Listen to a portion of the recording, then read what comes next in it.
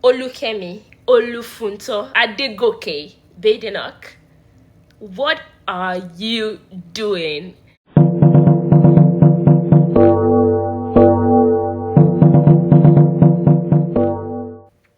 Hi guys, welcome back to my YouTube channel. Guys, let me apologize in advance if this video is not given. I did not plan to make or even release this video because I had another video ready for you guys, and then guess what happened? Kemi happened. Someone sent me Kemi's video yesterday. I was having a peaceful morning and then I saw that video and it's like the sheer audacity, guys. Anyway, for those who haven't seen the video, let's watch it. So I'm announcing that the Conservative Party is going to do the following things differently. 1. If you want to stay in our country permanently and apply for indefinite leave to remain, the time you have to live here before you apply will increase from 5 years to 10 years. 2. You will have to be a net contributor with a high enough salary, especially if you want to bring family members with you. And if you've got a criminal record, you're banned. 3. If you've claimed benefits or need social housing, you can't even apply. 4.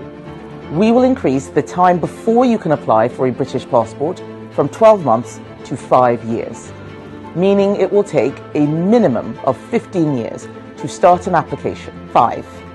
If you enter this country illegally or outstay your visa, you will be banned from ever gaining leave to remain or a passport. These changes, on top of a strict numerical cap on numbers, will constitute the most robust changes ever made to our immigration system. Lower numbers, secure borders, and an immigration system that finally works for the British people. Now that sounds all official and reasonable, right? Until you realize what she actually means is, let's make life as hard as possible for immigrants because, well, why not? Right now, if you come to the UK on a work visa, you can apply for ILR, that's the indefinite leave to remain, after 5 years. If you want citizenship, add another year, so 6 years in total. But under Kemi's proposed plan, ILR is going to be 10 years instead of 5. British citizenship is going to be 15 years instead of 6. And then you need proof of net contribution because apparently for Kemi, paying taxes, national insurance, council tax is keeping the economy running isn't enough. So if you're an immigrant, you're basically being told, hey, thanks for filling up the skills gap, but we don't trust you enough to let you stay just yet. Work a little other, contribute to the economy, like give us more money, and maybe in a decade or so, we'll think about it. Because why not? Who does this affect? Now, let's be real, this isn't affecting the billionaire investors or tech moguls who buy football clubs for fun. This is going to affect the everyday people who literally keep this country running.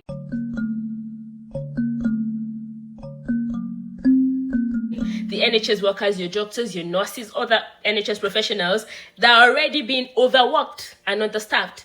But hey, let's make it harder for them to stay. Great idea, because a lot of them are not already going to other countries where they are being treated better or given more money. Anyway, let's make it harder for them to stay. Teachers struggling to recruit educators. Wow, let's add more barriers to the process. Genius. Like, there are so many shortage occupations in this country. There's so many people, like, you can't even start listing, like, your council workers, researchers, scientists, engineers, everybody, like, what?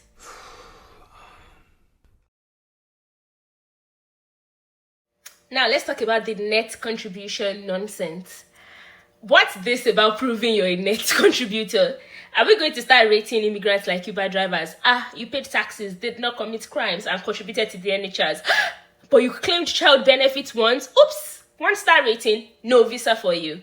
Like, the irony. The majority of immigrants already contribute more in taxes than they take in benefits. In fact, studies show immigrants are a net positive for the economy. Non-EEA nationals paid £20 billion more than they received. This would suggest a net contribution of £42.4 billion to the economy from overseas citizens working in the UK. So this policy is basically a solution to a problem that does not exist. And for some of you that don't already know, because Kemi is banking on ignorance and people that cannot do their research, many of these people that she's referring to, the people on skilled worker visas, the people on global talent visas and all of that, they don't have access to public funds. Like, they're not entitled to public funds, so they can't claim benefits. Like, No more lies. will this even work? Now, if the goal is to reduce immigration, Yes, absolutely. because skilled workers have options. The UK isn't the only country in the world. Canada, 5 years to citizenship. Germany, after 8 years, you're in. Australia, 4 years and you're good. So why would a doctor, an engineer, or a tech expert choose the UK if they have to wait 15 years, like Kemi is proposing, to be fully accepted? Spoiler alert, Kemi, they won't. What Kemi wants to create is the two-tier society problem. This policy basically says, sure, you can work here, but don't get too comfortable. It creates a second-class citizen status where immigrants do all the work, but don't get the same rights or security. Imagine dating someone for 10 years and they still say, I'm not ready for a commitment. At that point, it's not a relationship. It's exploitation, right? So, if Kemi knows all of this, you're asking yourself the question now, what's the real reason why she made that video? Let's be real, it's not about the economy. It's not even about immigration or immigrants. It's about optics. The Tories, they need to look tough on immigration, even if it means shooting themselves in the foot again. Because if this happens and the NHS collapses and businesses can't find workers and universities get no students coming in, do you know how much students alone bring in to this economy? Do you know? What do you think we get blamed? Not the government, nope. They will just find another scapegoat, because what they like to do is scapegoat immigrants. They're using us as the scapegoats for all of you that can't do your research, basically. So to sum it up, this plan makes no sense. It will hurt workers if it does happen, damage the economy, and make the UK less attractive for skilled professionals. But sure, let the Tories pretend that they are fixing something. Also, Kemi is talking about making sure that criminals and all don't get access. What planet is she living in? Like, every residency application, if you're applying for citizenship, they check your criminal records anyway. This is another instance of her just trying to create a problem where there is none, to posture and be like, I'm doing something where they're absolutely doing nothing. So, Kemi, can you come and explain to us why you're proposing something that is already in effect? I think it's also important to say this. Olukemi, Olufunto, Adegoke, Badenoch, what are you doing? Like, you're a product of immigration, or maybe not immigration, you're a product of birth tourism, and now you want to block the way or pull up the ladder. Just hypocritical. Gosh. Okay, in other news, guys, this is the week of proposals. The Scottish government is also proposing the idea of a Scottish graduate visa.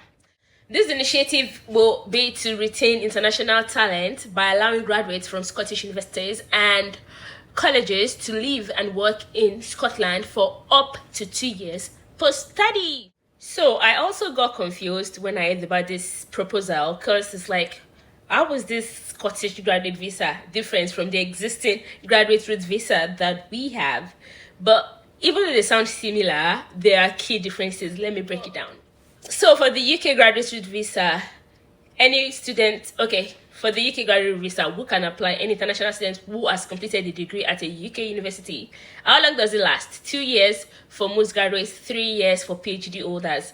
Where can you work? Anywhere in the UK. You can take up any job, skilled or unskilled. You can switch to a skilled worker visa, but you cannot get ILR with this. But the proposed Scottish graduate visa, national students that is graduating from Scottish universities specifically that can apply. It's also 2 years. That's the similarity between this proposed visa and the graduate visa. They're both 2 years. Where can you work? Only in Scotland. This visa would require graduates to live and work in Scotland. Taxes, you will be assigned a Scottish tax code. Like says, will contribute directly to Scotland rather than the UK as a whole. But what makes this visa, if it comes true, really special is the potential path to settlement. Because this visa is linked to Scotland's workforce needs, it would be structured to make it easier for graduates to transition into permanent residency. But the details are not confirmed yet whether it would lead to ILR, but it is intended to, or it looks like it will. Anyway, guys, I want to hear from you. What do you think about this proposal? Are you an immigrant affected by this? Let's talk in the comments. And of course, don't forget to like, share, and subscribe. Because unlike UK immigration policy, I won't make you wait 15 years to be part of this community.